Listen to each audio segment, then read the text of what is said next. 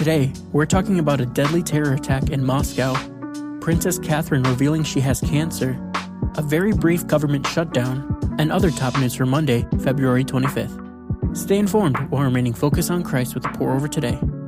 Here's the verse of the week. And the effect of righteousness will be peace, and the result of righteousness, quietness and trust forever. Isaiah 32:17. Let's get started with some espresso shots. Russia is reeling after a terrorist attack killed at least 137 people near Moscow on Friday. Video footage shows gunmen bursting into a concert hall, opening fire and throwing explosives that set fire to the building complex. ISIS claimed responsibility, saying the attack was part of their ongoing war against countries they accuse of opposing Islam. The U.S., which earlier this month warned the public to avoid large gatherings near Moscow, saying it expected a terrorist attack on March 7th, 2 weeks ago, said Saturday that ISIS bears sole responsibility for Friday's attack. Russia isn't so sure. It arrested 11 suspects and suggested they had ties to Ukraine.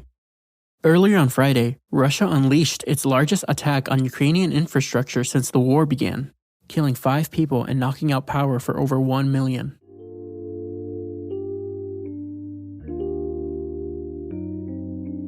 As we mourn violence and pray for peace around the world, believers are reminded of how good the news is of Jesus' coming kingdom. His Spirit offers supernatural peace in our hearts today, and His return promises peace in a renewed earth forever. Isaiah 65:17 and 25 says, "See, I will create new heavens and a new earth. The wolf and the lamb will feed together. The lion will eat straw like the ox, and dust will be the serpent's food. They will neither harm nor destroy on all my holy mountain, says the Lord."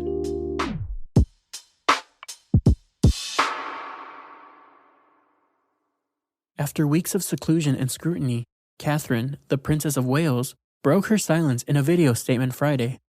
Catherine announced that tests following her abdominal surgery in January found that she has cancer, and she is now in the early stages of preventative chemotherapy. The 42-year-old princess acknowledged the challenge of the past few weeks, thanked her medical team, and explained that she needed time to recover and reassure her 3 young children that she will be okay. The future queen asked for time, space, and privacy, and the palace is not expected to release further details about the kind or stage of her cancer. Her announcement comes on the heels of King Charles III's own cancer diagnosis in February. Both of the British monarchy's senior members are stepping away from public duties during treatment.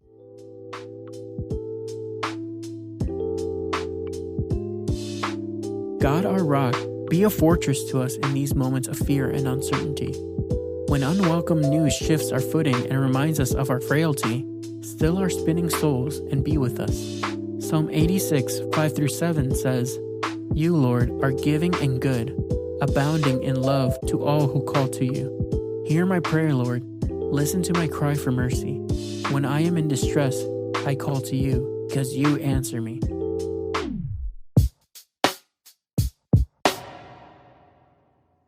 It was chaotic on Capitol Hill this weekend for all the usual reasons. Congress passed a budget in the wee hours of Saturday morning after late-night negotiations, sending the legislation to President Biden's desk just hours past the midnight deadline. Biden signed it into law, funding the government until October. The brief and technical lapse in funding had no practical impact. Not everyone is happy.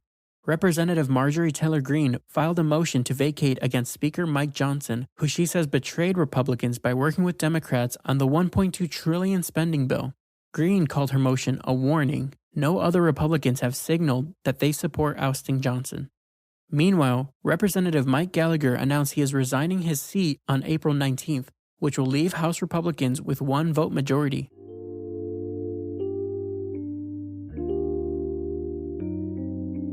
Here's a verse to consider when life or government feels chaotic and unstable.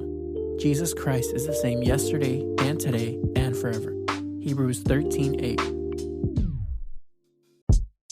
Hey, it's Kathleen with the Pour Over. What if I told you there was a resource for Christians to learn about what's happening in Israel and Gaza? Today's episode is sponsored by the podcast A Jew and a Gentile Discuss, and it is that resource.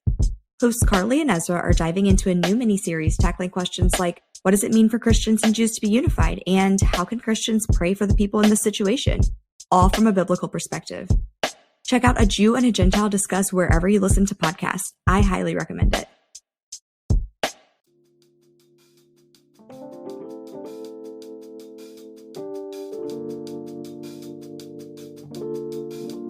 In other brews, here's a rapid round of updates.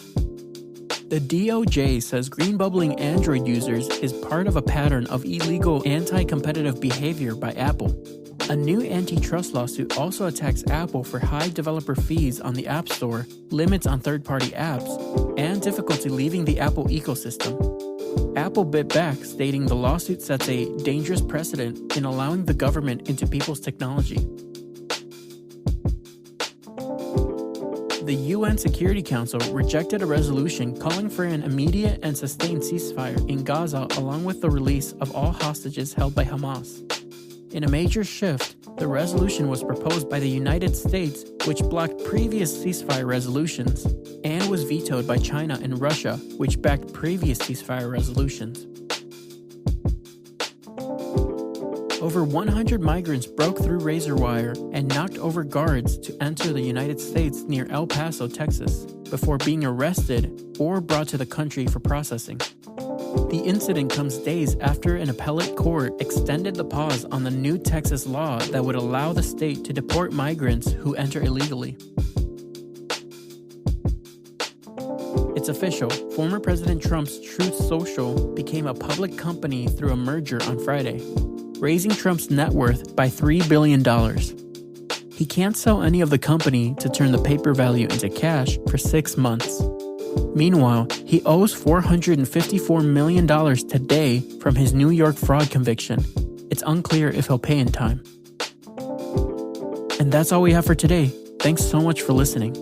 If you're listening on the Apple Podcast app, give us a 5-star rating and drop a review. If you're listening on Spotify, give us a follow and hit the notification bell to never miss a new episode. We appreciate your support and hope you have a great day. We'll see you on Wednesday.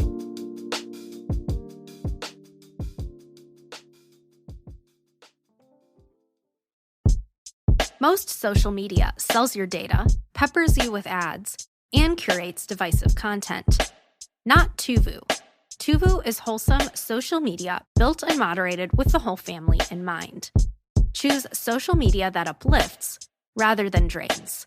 Check out Tuvu, that's TUVU, at the link in our show notes. Hey, Jason here. Are you tired of culture wars too? If so, check out the Truth Over Tribe podcast. It's too liberal for conservatives and too conservative for liberals. Patrick, a personal friend of mine, and Keith discuss culture, news, and politics, all while seeking to follow the lamb, not the donkey or the elephant.